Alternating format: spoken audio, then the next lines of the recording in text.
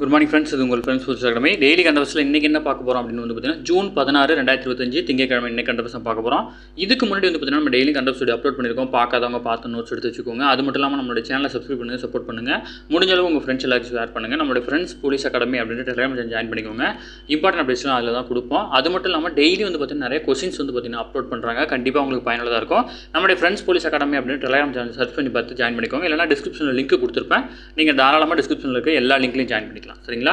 Current affairs பார்க்க முடியும். நமது பயிற்சி மையம் சார்பில் 2ஆம் நிலை காவல்துறைக்காக ஒரு பார்த்தீங்கன்னா டெஸ்ட் பேட்ச் தொடங்கியிருந்தோம். இதனுடைய பேட்ச் 6 வந்து பார்த்தீங்கன்னா இப்போ நடந்துட்டு இருக்கு. தேர்வு வந்து பார்த்தீங்கன்னா ஜூன் 1ஆம் தேதியிலிருந்து தொடர்ந்து நடந்துட்டு இருக்கு.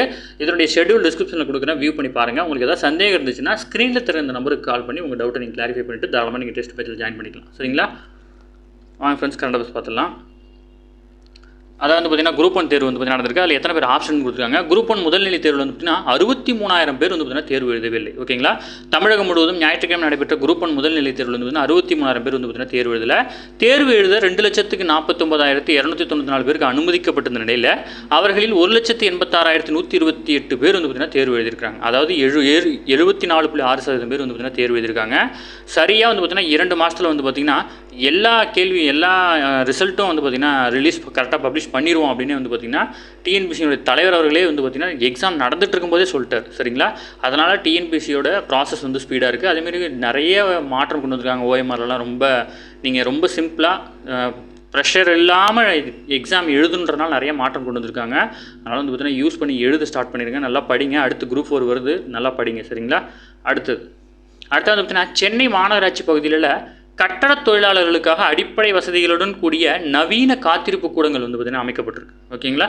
இப்போ நம்ம ரீசெண்டாக பார்த்தோம், அதை வந்து ஆன்லைன் உணவு விநியோகத்தில், அதாவது ஆன்லைன் அப்படின்னு தான் அது பொதுவான வார்த்தை. ஏன்னா உணவு விநியோகர்கள்னு அதில் கொடுக்கல. இப்போ ஸ்விக்கி, ஜொமேட்டோ ப்ளஸ் வந்து பார்த்திங்கன்னா அமேசான், ஃப்ளிப்கார்ட் இவங்கெல்லாம் ஓய்வு ஆகிறதுக்கு வந்து பார்த்திங்கன்னா ஒரு கட்டிடங்கள் வந்து பார்த்திங்கன்னா அங்கே இங்கே கட்டிகிட்டு இருக்காங்க. அது மாதிரி வந்து பார்த்திங்கன்னா கட்டிட தொழிலாளர்களுக்கு வந்து பார்த்திங்கன்னா கட்டுறாங்க. ஓகேங்களா? ஜஸ்ட் இன்ஃபர்மேஷன் தெரிஞ்சு வச்சுக்கோங்க. அடுத்தது சென்னை தாம்பரம் கிளாட் வளாகம் பாஸ்போர்ட் சேவா கேந்திரத்தில் வந்து பார்த்திங்கன்னா நடமாடும் கடவுச்சீட்டு சேவை வந்து பார்த்திங்கன்னா திங்கட்கிழமை தொடங்கப்பட்டிருக்கு. ஓகேங்களா? தமிழகத்தில் தான் வந்து பார்த்திங்கன்னா முதல் முறையாக இந்த சேவை வந்து பார்த்திங்கன்னா தொடங்கப்பட்டிருக்கு. ஓகேங்களா? நடமாடும் பாஸ்போர்ட் சேவை நிறுவனம். ஓகேங்களா? அடுத்தது ஒரு முக்கியமானது, தமிழக அரசு பள்ளிகளில் காலியாக உள்ள 20,000 இடைநிலை ஆசிரியர் பணியிடங்களை அண்மையில் நடைபெற்ற பணி நியமன தேர்வு மூலம் நிரப்ப வேண்டும் அப்படின்னு வந்து பார்த்தீங்கன்னா டெட்டு தேர்ச்சி பெற்ற இடைநிலை ஆசிரியர் முதல்வர் மு க ஸ்டாலினுக்கு வந்து பார்த்தீங்கன்னா கோரிக்கை வச்சிருக்காங்க. ஓகேங்களா? அப்போ கிட்டத்தட்ட வந்து பார்த்தீங்கன்னா 20,000 வேக்கண்ட் கிட்ட இருக்குது அப்படின்னு அர்த்தம். சரிங்களா? படிங்க. நிறைய கால் ஃபர் வரும். கண்டிப்பாக வந்து பார்த்தீங்கன்னா உங்களுக்கு வேலை கிடைக்கும். சரிங்களா? நம்பிக்கையோடு படிங்க.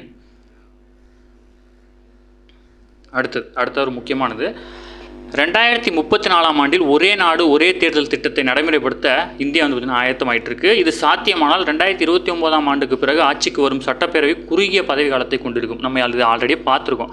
இப்போ 2034 வந்து பார்த்திங்கன்னா ஒரே நாடு ஒரே தேர்தல் நடத்த திட்டமிட்டுட்டாங்க அப்படின்னா அதுக்கு முன்னாடி எத்தனை வருஷம் வந்து பார்த்திங்கன்னா ஆட்சி நடந்துட்டு இருந்தாலும் அது அப்படியே நிறுத்திடுவாங்க. இப்போ வந்து பார்த்திங்கன்னா 2034 வந்து பார்த்திங்கன்னா ஒரே நாடு ஒரே தேர்தல் நடத்த இருக்கிறாங்க அப்படின்னா இப்போ பொதுவாக இப்போ எக்ஸாம்பிளுக்கு இப்போ தமிழ்நாட்டில் வந்து பார்த்திங்கன்னா சிஎம் எலெக்ஷன் நடக்குது, 2032 நடக்குதுன்னு வச்சுக்கோங்க. இப்போ 2032 நடந்தால் கிட்டத்தட்ட 5 வருஷம் ட்ராவல் பண்ணி வரணுமா? அந்த மாதிரி வரமாட்டாங்க. 2034 எல்லா இந்தியா முழுவதற்கும் எல்லா மாநிலங்களுமே வந்து பார்த்திங்கன்னா ஆட்சி வந்து பார்த்திங்கன்னா முடிவடைஞ்சு புது தேர்தல் நடத்திடுவாங்க. ஓகேங்களா?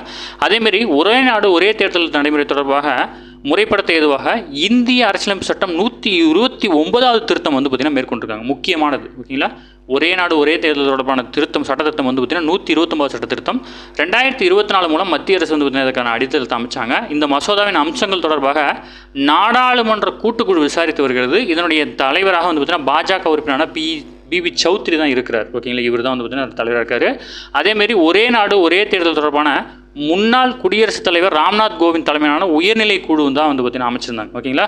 ஒரே நாடு ஒரே தேர்தல் தொடர்பாக அமைக்கப்பட்ட குழுவோட பேர் வந்து பார்த்திங்கன்னா ராம்நாத் கோவிந்த் குழு. ஓகேங்களா? இவர் முன்னாள் குடியரசுத் தலைவர். இவர் தலைமையில் தான் இந்த குழு அமைச்சு அதுக்கான பரிசீலனை வந்து பார்த்திங்கன்னா மேற்கொண்டாங்க. ஓகேங்களா?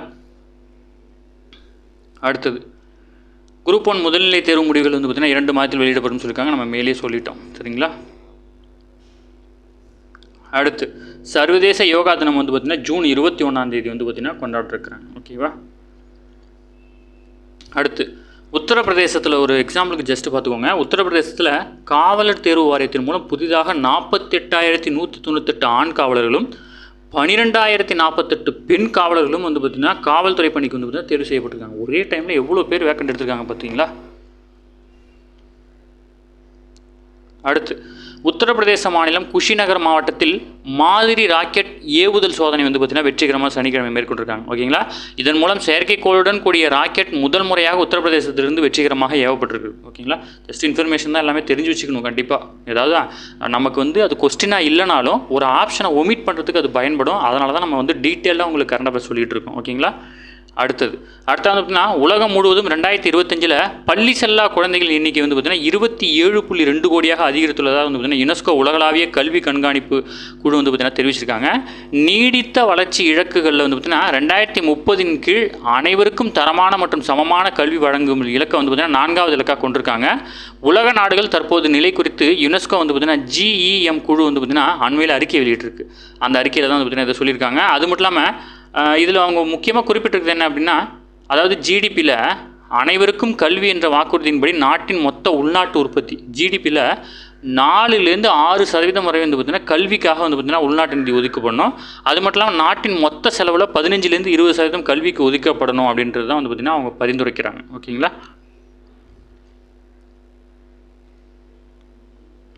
ஓகே ஃப்ரெண்ட்ஸ், இன்றைக்கி கரண்ட் அஃபேர்ஸ் அவ்வளோதான். இதை தாண்டி அதிகமாக கேட்க வாய்ப்பில்லை. டெய்லி கரண்ட் அஃபேர்ஸ் டெய்லி பார்த்துருங்க. அப்போ தான் மந்த்லி வீக்லி படிக்கும்போது உங்களுக்கு ஈஸியாக இருக்கும். நம்ம சேனலை சப்ஸ்கிரைப் பண்ணுங்கள், சப்போர்ட் பண்ணுங்கள். முடிஞ்சளவு உங்கள் ஃப்ரெண்ட்ஸ் எல்லாம் ஷேர் பண்ணுங்கள். நம்மளோட ஃப்ரெண்ட்ஸ் போலீஸ் அகாடமி அப்படின்ற டெலிகிராம் ஜாயின் பண்ணிக்கோங்க. இம்பார்ட்டன்ட் அப்டேட்ஸ்லாம் உங்களுக்கு ஒன்றே கிடைக்கும். நமது பயிற்சி மையம் சார்பில் தொடங்கப்பட்டுள்ள இந்த டெஸ்ட் பேஜை இணையணும் அப்படின்னு விருப்பப்பட்டீங்க அப்படின்னா ஸ்க்ரீனில் தர நம்பர் நோட் பண்ணி வச்சுக்கோங்க. ஷெட்யூல் டிஸ்கிரிப்ஷனில் கொடுக்குறோம், வியூ பண்ணி பாருங்கள். உங்களுக்கு அதில் ஏதாவது சந்தேகம் இருந்துச்சுன்னா அந்த நம்பருக்கு கால் பண்ணி உங்கள் டவுட்டை நீங்கள் கிளாரிஃபை பண்ணிக்கலாம். சரிங்களா. Thank you friends.